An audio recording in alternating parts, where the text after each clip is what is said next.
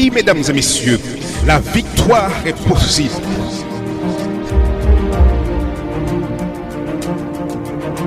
Ne perdez pas espoir.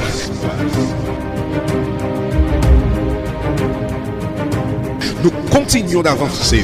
La vie vous met à genoux, mais refusez de rester au sol. Il est vivant. Il est vivant. Il est vivant.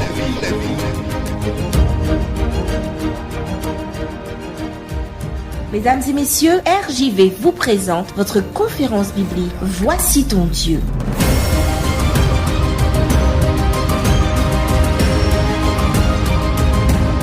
Il est vivant. Chers amis, je vous salue fraternellement et chaleureusement en Jésus-Christ. Saviez-vous que Dieu est un Dieu familial? Nous pouvons considérer Dieu comme un Dieu familial. Et c'est de cela que je vais vous parler. Prions ensemble. Éternel notre Dieu, que tu puisses nous conduire dans cette étude que nous avons pour découvrir comment tu es un Dieu familial. Alors que tu nous parleras, touche le cœur de chacun d'entre nous.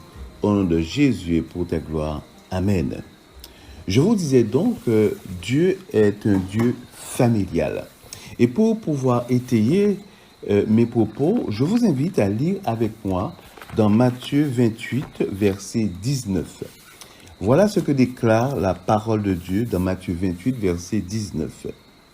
Allez, faites de toutes les nations des disciples, les baptisant au nom du Père, du Fils et du Saint-Esprit.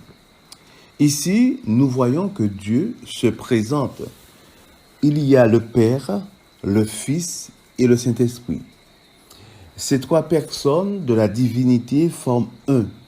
Mais vous noterez avec moi que Dieu a décidé de se présenter, de se révéler à l'humanité en tant que Père, en tant que Fils et en tant que Saint-Esprit. Il est clair, chers amis, que ce Dieu que nous servons, ce Dieu que nous connaissons et qui se révèle à nous, est un Dieu familial, parce qu'il y a le Père, la personne du Père, il y a aussi la personne du Fils. Donc, ce qui veut dire que Dieu est un Dieu de famille. Dieu décide, d'une certaine manière, de se faire connaître à l'homme par les traits du Père, par les traits du Fils et aussi par le Saint-Esprit. Donc, nous pouvons conclure que Dieu est véritablement de façon complète et entière un Dieu basé sur la famille. Un Dieu dont l'existence même reflète la vie de famille. C'est intéressant parce que nous pouvons comprendre ainsi pourquoi Dieu accorde une telle importance à la famille.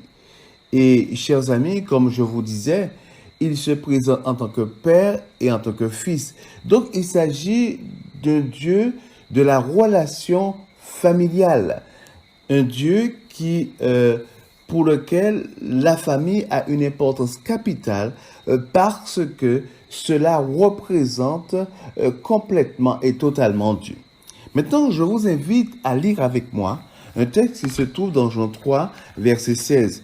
Texte que nous connaissons parce que c'est un texte, je dirais même très célèbre. Dans Jean 3, verset 16, il est dit « Car Dieu a tant aimé le monde qu'il a donné son Fils unique, afin que quiconque croit en lui ne périsse point, mais qu'il ait la vie éternelle. » Chers amis, ici, nous voyons une nouvelle fois que Dieu va offrir à l'humanité son Fils Jésus-Christ. Et il dit pourquoi il l'offre. Il l'offre parce qu'il nous aime. Ce qui veut dire que ce Dieu est un Dieu rempli d'amour.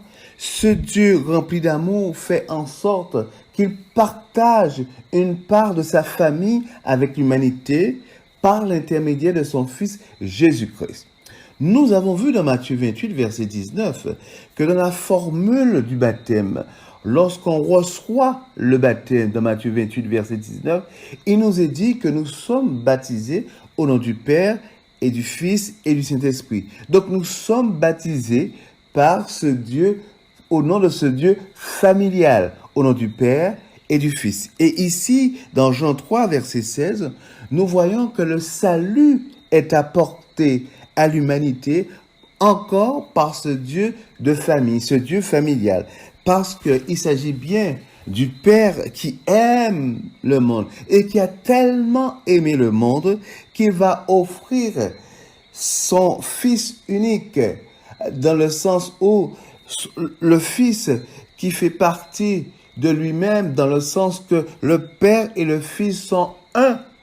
Ainsi, il offre son Fils, il offre une partie de sa famille pour que l'humanité soit sauvée. Donc nous pouvons en conclure, que ce soit par la formule du baptême, par l'énoncé du baptême, parce que nous sommes baptisés au nom du Père, du Fils et du Saint-Esprit, que nous sommes sauvés aussi par le fait que Dieu envoie son Fils pour que nous puissions croire et avoir la vie éternelle.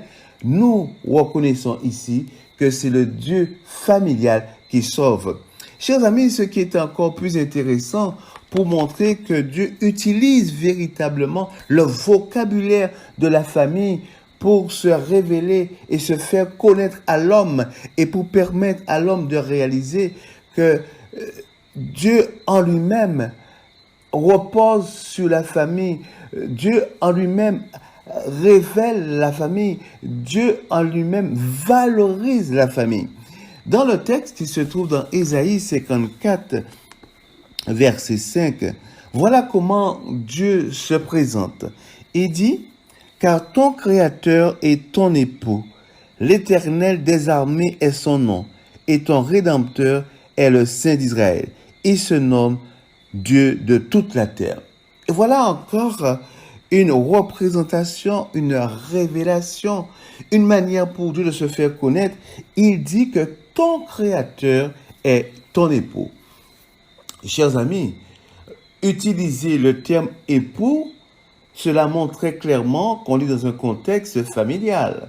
Parce que lorsqu'on parle d'époux, on reconnaît quelque part qu'il y a une épouse. Donc, le peuple de Dieu représente pour Dieu son épouse et lui, il est l'époux.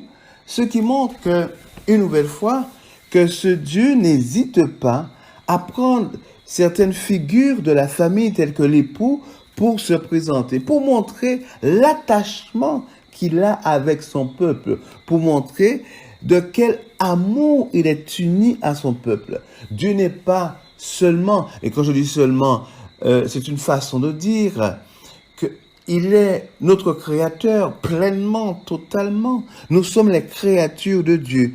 Mais il insiste sur le fait que notre créateur, lui qui est notre créateur, il est aussi notre époux. Il veut que nous puissions comprendre que s'il est vrai qu'il y a une relation de créature à créateur de par le fait de la création elle-même, mais il insiste aussi sur la relation qui unit le créateur à sa créature parce qu'il est notre époux. Donc, on peut voir très clairement ici que Dieu est en train de dire qu'il est marié à son peuple, qu'il est marié à ses enfants. Chers amis, vous conviendrez avec moi qu'il s'agit véritablement d'une compréhension que Dieu veut que nous puissions acquérir dans le sens qu'il est notre époux, donc qui fait en d'autres termes partie de la famille humaine. Vous voyez ce que je veux dire? Parce que être notre époux, c'est faire partie de notre famille humaine, dans le sens où Dieu descend à notre niveau pour pouvoir se marier avec nous. Vous noterez avec moi que ce mariage, cette union n'a été possible que par le Fils.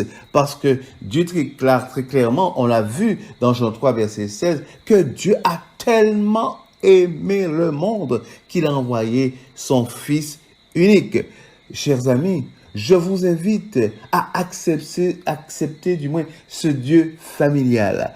ce Dieu qui se présente comme un Père, ce Dieu qui est venu sur la terre par l'intermédiaire de son Fils Jésus-Christ pour nous permettre de découvrir encore l'abondance de l'amour de Dieu. Ce Dieu, chers amis, qui se présente aussi comme un époux pour montrer à quel point il est uni à nous. Ce Créateur est notre époux, c'est notre Dieu et nous pouvons lui faire totalement confiance. Priez avec moi afin que nous puissions accepter ce Dieu familial, ce Dieu qui met l'accent sur la famille. Prions ensemble. Éternel notre Dieu, tu viens de te révéler à tes enfants pour nous dire que tu es notre Père, pour nous dire aussi que tu as envoyé ton Fils Jésus-Christ pour nous sauver, pour nous dire aussi que tu es notre époux, que tu es profondément attaché à ton peuple, lié à ton peuple, et tu nous aimes comme un époux. Merci Seigneur de te révéler à l'humanité en tant que Dieu familial. Merci. Et nous voulons te recevoir pleinement dans notre vie. Que ton nom soit béni. Amen. C'était votre conférence biblique Voici ton Dieu. Si vous avez besoin d'un éclairage, si vous voulez connaître davantage, si vous avez une question, l'équipe Voici ton Dieu est à votre disposition. N'hésitez pas à nous contacter par WhatsApp ou SMS au 06 94 233 352 06 94 233 352 ou alors par mail à évangiledevie.bible@gmail.com évangiledevie.bible@gmail.com. Nous vous remercions de votre écoute et à bientôt sur RJV. Tout est noir autour de toi, tu cherches ton chemin, le cœur brisé, déchiré et découragé. Je sais ce n'est pas facile, je comprends ce que tu vis. Tu te crois abandonné à combattre une armée. Dieu a un plan pour toi, Dieu a un plan. Son amour est pur, son cœur est bon. Et souviens-toi toujours que Dieu a un plan, suis-le.